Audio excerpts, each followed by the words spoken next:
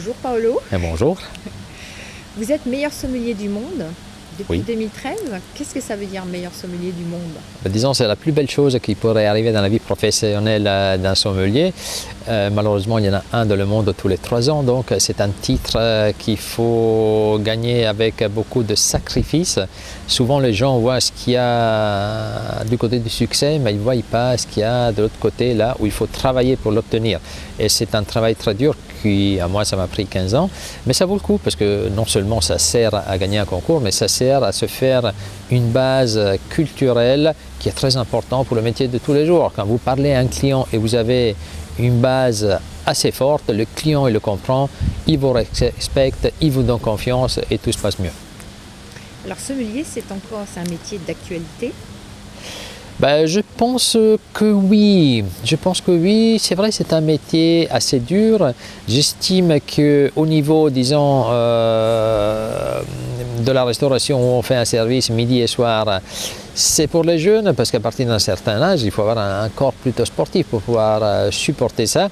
Mais c'est un métier qui ouvre les portes. C'est un métier manuel, c'est un métier intellectuel, c'est un métier psychologique pour comprendre les clients. C'est un métier relationnel. Je dois dire que moi, avec la sommellerie, j'ai appris vraiment beaucoup.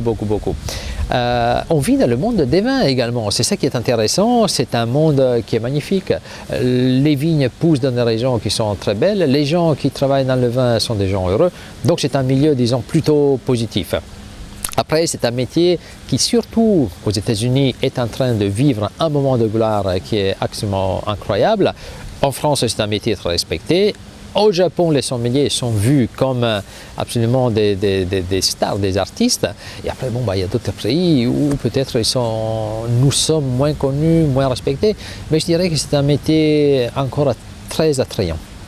Alors, est-ce qu'il y a des bons vins et des mauvais vins? Heureusement, grâce à l'œnologie et à la viticulture, au progrès de la science, il y a de moins en moins de mauvais vins. Après, c'est très personnel. Un vin qui peut être bon pour moi ne peut pas être bon pour une autre personne et vice-versa. Donc, c'est à voir avec les attentes personnelles et comme c'est une marchandise qu'il faut acheter et le budget qu'on a à disposition. Qu'est-ce que vous diriez à quelqu'un qui a envie de découvrir le vin? De commencer à étudier.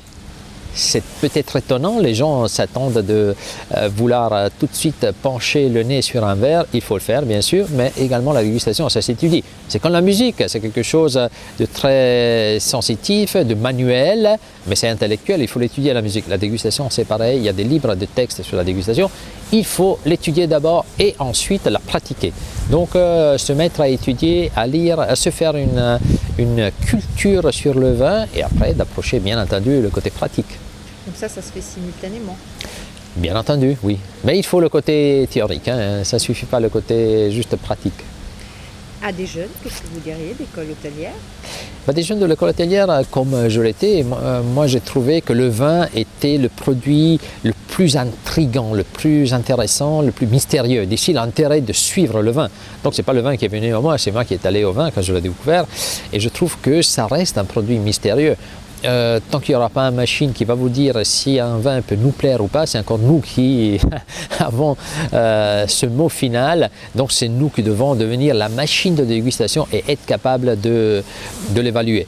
Je dirais que pour quelqu'un qui est à l'école hôtelière, c'est une voie assez intéressante. Après, il y en a qui sont peut-être plus séduits par le management et ils vont voir les chiffres qui est un métier un peu plus froid.